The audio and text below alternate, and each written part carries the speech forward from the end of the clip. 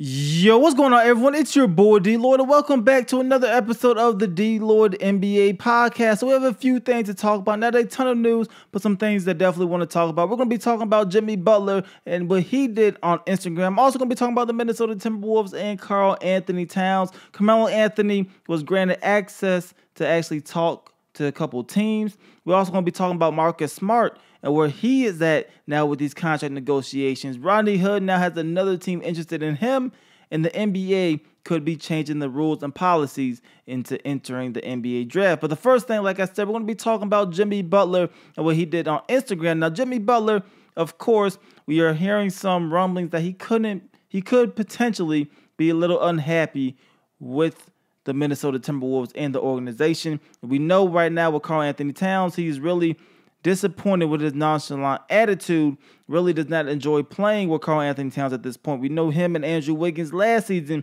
had moments where they didn't enjoy playing with each other. So Jimmy Butler seems like he really doesn't enjoy playing too much in Minnesota. I know he has a ton of respect for the head coach in Tom Thibodeau, but we're also been hearing rumblings that he could be potentially leaving in the summer of 2019 when he can become an unrestricted free agent, and he's not planning on signing an extension because of that. Now, what he did on Instagram now is that Jimmy Butler, he decided to go ahead and like a comment that said Jimmy to the Spurs. Now, I think there's a few things going on with this Jimmy Butler situation. Now, I think the media, of course, we take a lot of We overanalyze a lot of stuff when it comes to players, especially what they do on social media. Now, Jimmy Butler liking a comment, yes, it does, raise your antennas a little bit. You are going to start paying attention to the fact that he is liking stuff like Jimmy to the Spurs, because I think Jimmy Butler could potentially be a great fit with the San Antonio Spurs if he decided to go there. And the Spurs, of course, they lost Kawhi Leonard. You could bring in Jimmy Butler as a replacement, and you could be a pretty decent team once again. But I do think Jimmy Butler is also positioning himself in a way where he could try to make as much money as possible. Now, what do I mean by this? This is what I mean. Jimmy Butler, I'm sure he could see himself playing in another organization. Also, if he decides to stay in Minnesota, I think it'll be because he could sign a near max deal. Now, the max deal. Now, how do you position yourself to do this? Of course, you have a great season, but also you put pressure on the Timberwolves to start thinking that maybe you could leave, you could walk, you could join a team like the Spurs, or you could go anywhere else in the summer of 2019. So now if you want to keep him around, and what I'm hearing is that the Timberwolves definitely want Jimmy Butler to stay. They do not want him to leave. They don't want to trade him. They don't want any of that. They want Jimmy Butler to remain in Minnesota. And that is the case, and Jimmy Butler knows that the team wants him to stay, doing something like this is very small. You could say this is an accident. You could say whatever you want. But this starts creating leverage for a player like Jimmy Butler, because now he has negotiation to talk about. He could say, hey, I could leave, or I don't mind leaving. You have to offer me more money. You have to offer me the max to stay. And if the Timberwolves truly want to keep him and the nucleus together, you, of course, have to offer him that max to stay. So I think for Jimmy Butler, I think this is allowing teams to start seeing that he doesn't mind playing with certain organizations. He doesn't mind, signing with somebody else in the summer of 2019. But I think it also sends a message to the Timberwolves saying, hey, if you don't pay me, I could leave. And, of course, the Timberwolves, they've been trying to get a contract extension. Jimmy Butler so far has not signed any contract extension, so he will be an unrestricted free agent in the summer of 2019. But I think there is two things going into it. Of course, Jimmy Butler could simply just want to play for another team, but I do think a little bit more into it, and I think business-wise is a smart move to do this, because when it comes to negotiations, you're now asking the Timberwolves for a little bit more money than you were if you didn't do anything like this. Now, new subject, still sticking with the Minnesota Timberwolves. Of course, we're talking about Karl-Anthony Towns and somebody the Timberwolves are planning on signing an extension with, extension for, and that is Karl-Anthony Towns. So what we're hearing right now is they are discussing a rookie max contract extension. Now, when they say stuff like discussing this, I don't really understand it. It shouldn't take too long. It should be a few days at most, because you know what the rookie max extension is. It's 5 years, $158 million. You're not really negotiating anything else at that point. For Karl-Anthony Towns, I think two reasons why he should get this extension and why the Timberwolves are planning on getting this extension. Even if Jimmy Butler has a little rift with Karl-Anthony Towns. What Karl-Anthony Towns has provided for you has been fantastic. Now, there are a couple of red flags in there. And what I mean by red flags is what I mean. In 2016, had a fantastic breakout year. In just his second year in the NBA, averaged 25 points a game, but that definitely regressed a little bit to 21 points in 2017. It definitely regressed in the playoffs, where he was essentially a no-show for the majority of the playoff run by the Minnesota Timberwolves. So for Karl-Anthony Towns, and from what Jimmy Butler said with the nonchalant attitude, what you have to worry about is the motivation. Once he gets this money, is he going to be motivated to be the best Karl-Anthony Towns he could be? Because he has the potential to be one of the best big men, if not the best big man in the NBA. He has the skill sets. He can stretch the floor. He can work down low. He can play defense. He can grab rebounds. He can do just about everything you want out of a big man. But is he going to be motivated once he gets that $158 million in his pocket? That's the question. When it comes to durability, you don't question that of Karl-Anthony Towns. He has played literally every single game, all 82 games for all 3 seasons he has been in the NBA. So you don't question his durability. Of course, anybody can get injured, but you're going to look at his track record and what has he done in the past before you sign him to such a lucrative deal. He's been available, and the best availability is availability, and he's there every single night for you. But the question is, can he ascend and become that 25-point-per-game player again? Or maybe even take it to another level, start giving you that 27-10, 28-12. That type of player. Can Karl-Anthony Towns do it? He definitely has the potential to do it. I think he could do it. But like I was saying before, is that motivation going to be there once he signs that deal? And if he signs that 5-year extension, what is Jimmy Butler's plans now with the Minnesota Timberwolves since, they kind of have that rift and that friction there? Are they going to be able to repair that relationship? If so, things could be fine. If not, this is definitely going to push Jimmy Butler, in the direction of trying to leave at least and looking elsewhere. So what we're hearing right now, the Timberwolves, they are discussing a rookie max contract extension with Karl-Anthony Towns that will be worth 5 years, $158 million. If this deal is going to get done, it should be done in the next few days. Now, moving on to another player who could see himself trying to negotiate a contract, and that is Carmelo Anthony. So as of right now, he is still a member of the OKC Thunder. Carmelo Anthony, he has the ability to be released, to be traded and then released, or waived and then stretched out, where he will get his full amount of money over a 5-year span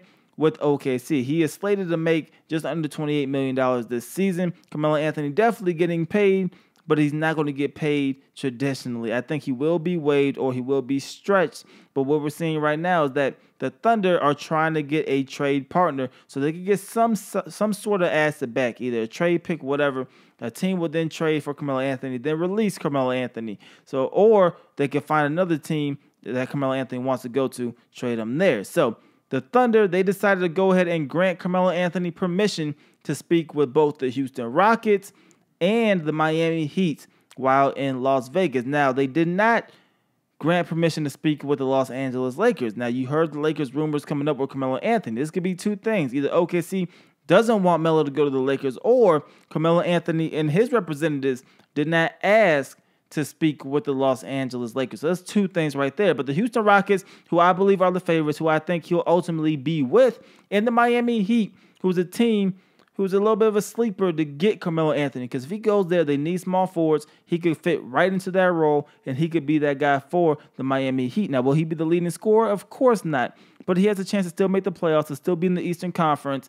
And when that's still, he'll go back to the Eastern Conference, which, is easier at the moment. He'll still be in Miami. I think that is an okay look. We'll see what happens with Dwayne Wade. If he's still there, of course, we have Carmelo and Dwayne Wade on the same roster at one time. Are they finals contenders? No. They will make the playoffs. They may make it to the second round, but that's about it, even with Carmelo Anthony and Dwayne Wade with the Miami Heat. The Houston Rockets, they have an opportunity to get further. They are finals contenders, but I don't like the fit in Houston. I'm going to keep saying it.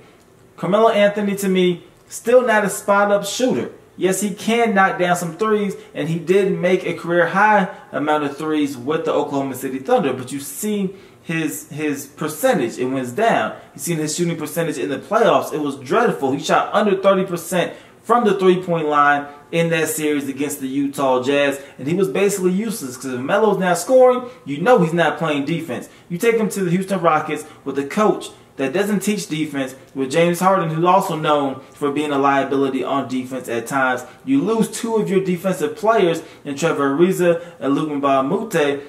You bring in Carmelo Anthony, your defense is not improving at all. And on top of that, Carmelo Anthony, he's not going to fit into the flow of the offense. Yes, on paper, it looks great. On 2K, it's going to be great. But when you look at it on paper, on the court, I just don't see that meshing. Carmelo Anthony, he's not one that's going to buy into the ball movement system unless he just has a drastic change in his approach and his mindset coming into the season. The Melo that we know is not going to do that. He's going to put the ball on the floor. If he gets the ball, he's probably not going to pass it too much. He's going into his ISO ball ways that he did in OKC, that he did throughout his entire career, and that's going to be working out the mid-range, which is good, but that means it's taking the ball away from James Harden and Chris Paul. He's going to be working out of the post. Good, but once again, that's another isolation movement. And of course, he may be able to catch and shoot at times, but that's not really his strong suit. Carmelo Anthony needs to get into a rhythm. He needs to get some shots, then he gets hot, and that's when he does his damage. He's not really that catch and shoot type of player. We've seen it in OKC, did not work. He tried to change his game after they started off just playing iso ball. I think that with this Houston team is not really improving this Houston team. Yes, you have another guy on offense who can score, who can get you 20 points on a given night, and that is good. But what he lacks, like I said, the defensive abilities, the abilities to really take guys off of James Harden, I don't think that's really there. And I don't really think he improves this Houston Rockets team. Yes, he might end up going there because of his friendship with Chris Paul. I don't think it's going to help out the Houston Rockets a lot. I don't think this signing, if they're able to get him, takes them over the top. And like I said yesterday, I already think the Houston Rockets may be the biggest losers in free agency so far because their losses have been pretty big losses. I don't think Carmelo Anthony aids that and helps that at all. He has, of course, also waived his no-trade clause, which means maybe the Rockets could work out a trade where they could get Carmelo Anthony or another team could do it and then immediately release Carmelo Anthony. But he did waive that no-trade clause, which means he wants out of OKC. OKC, they don't want any parts of Carmelo Anthony. At least they're helping him out, allow him to talk to see what's the best fit for him. But clearly this is not going to last too much longer. He will be on the open market at some point coming up soon. And I think he's going to be the Houston Rockets. I think that will be the team that he's going to end up going to. And we'll see how he works with Mike D'Antoni. They didn't have the best relationship when he was the coach and he was playing in New York. But maybe things have changed now. Maybe him and Chris Paul, they could work things out. Maybe he decides to actually realize what he is at this point. And he doesn't mind, taking that lesser role. He doesn't mind not being a major factor in the game. If Carmelo Anthony takes that mindset, I think he'll do a better job of, integrating himself into this offense. I just don't see Carmelo Anthony swallowing his pride like that. He wants to still be the guy. He still knows in the back of his head, I'm Melo. And with that attitude, and if he keeps the same play style, I just don't think it truly helps out the Houston Rockets. I don't think it helps out the Miami Heat or the Lakers. I don't really think he helps out a lot of teams at this point. I think that's why his market is really just down to the Houston Rockets. That's why I think he'll end up with Houston. But you guys let me know how you guys feel about that in the comment section below. Moving on to the next topic, we're talking about Marcus Smart. And he is realizing that he doesn't have the market that he thought he would have. Now, Marcus Smart, restricted free agent. We knew coming into the offseason, he's looking between $13 and $15 million per season. That's what he's looking for. That's his asking price. And I think he's absolutely worth that asking price. However, this is the summer of 2018. And teams are paying the price, and more importantly, players are paying the price of the irresponsible spending that went down in the summer of 2016. Now, 2016, teams got money because of the increased salary cap and the new TV deals. When they got that money, the NBA, they proposed that they gradually increase. But the NBA, the Players Union, they wanted all the money up front. And what that did was it caused teams to spend erratically and extremely irresponsibly. That's how you got the Joakim Noah contract. That's how you got the Luol Deng contract. You got the Timothy Mozgov contract. A lot of contracts that teams don't really want any parts of was done in that summer of 2016, where teams just had way too much money to go around, and they were just spending it because they had it to spend and they were going to spend it. And now teams paying the price because they don't have a lot of money to spend in the summer of 2018, and that in turn is actually hurting the players in this class of free agents. Now, Marcus Smart, like I said, I think he's absolutely worth $13 to $15 million per season. But how many teams have the money to do that? And how many teams, if you had the money, is going to be willing to invest $13 to $15 million? That's a significant amount of your cap space to invest in Marcus Smart, a player that's going to come off of your bench. Now, I think he's best suited to come off the bench. I think every team needs a player like Marcus Smart. But that is a lot of money. I think it was 2017, he would have got $13 to $15 million a year. I think next summer, he will get $13 to $15 million a year. I think in summer 2016, he may have got $20 million a year the way they were spending, maybe $25 million the way they were spending in the summer of 2016 if it was right now. But Marcus Smart does not have a huge market. Now, I made a video yesterday talking about the Sacramento Kings possibly being interested in offering Marcus Smart an offer sheet. He is a restricted free agent. Boston Celtics, ultimately, they have the ability to match any offer that is out there. It looks like the Kings are interested in another player instead, and they may go ahead and skip out on Marcus Smart, which means it's just back to Smart and the Boston Celtics. Now, the Boston Celtics, a great business decision by deciding not to offer the $13 to $15 million per season, because if you can get them cheaper and you know the climate, you know the market isn't out there for Marcus Smart, why not go ahead and get him cheaper? Everybody's going to try to do that if you can do that. However, what this does do that could potentially hurt Boston, I'm not saying it will, but it could potentially hurt Boston in the long run, is players start seeing that you're not taking care of your players. You see how dirty they did Isaiah Thomas. I think that was absolutely dirty for what he did for your organization and that season, just to trade him like that without really having any dialogue or talking to him at all. I think that was absolutely wrong. And then when you come back and see how they're doing Marcus Smart, he's not asking for a max deal. He's asking for $13 to $15 million. And I think a lot of people will agree he's worth that amount of money.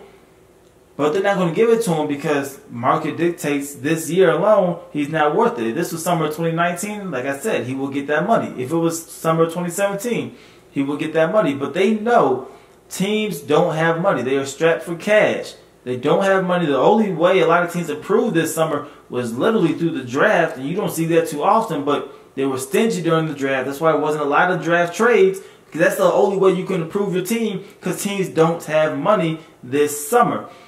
So Marcus Smart literally falling victim to the fact that teams don't have a lot of money, and it looks like he's going to have to sign a deal worth less than his market value. Now, the only way Marcus Smart could kind of get out of this is if he signs a short-term deal. We don't know if it's going to be long-term or not. If he signs a short-term deal with the Boston Celtics, say a year, but a player option, maybe 2 years with a player option, then that allows you to play out that contract, hit the open market again, and then try to collect your money. It'll probably still be with Boston, but then at that point, you can collect your money. I think that's the best move for Marcus Smart, because simply at this point, not a lot of money going out left.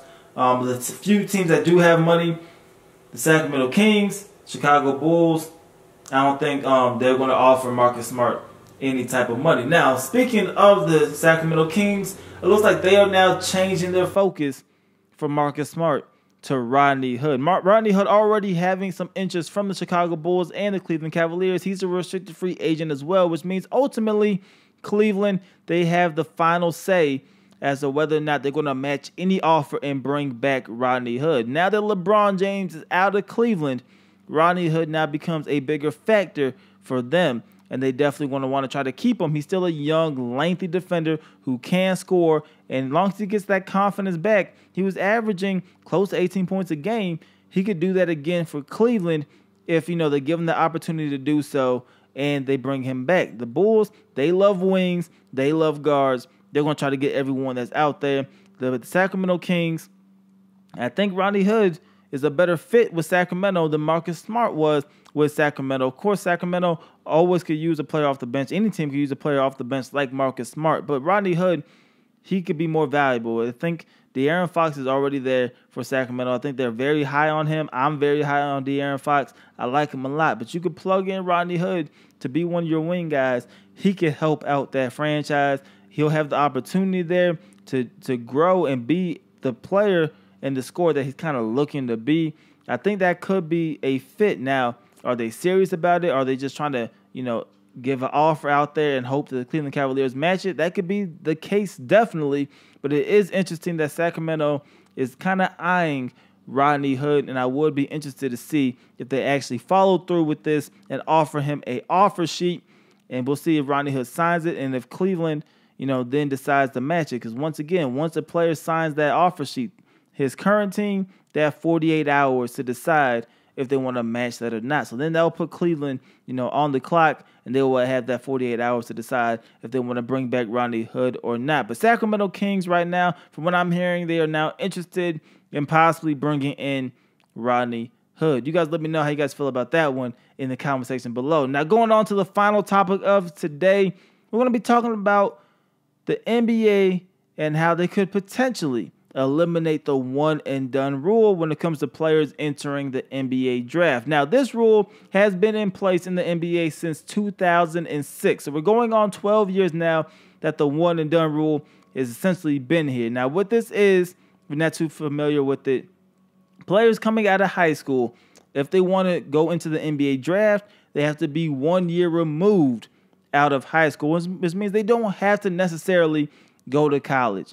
But what a lot of players end up doing, they go to college for one season, and then they go to the NBA draft. Or maybe a player like a Brandon Jennings who decides not to go to an American college. Instead, he decides to go play internationally for a year. Professionally, you do get paid. You go play internationally, and then you come back the next year and you join the NBA draft. So 2 ways you can essentially play, or you can go to the G League as well. That's another route that you can do. But the NBA looks like they are trying to eliminate this rule. Of course, it won't happen until 2021 at the earliest if they do go through with this.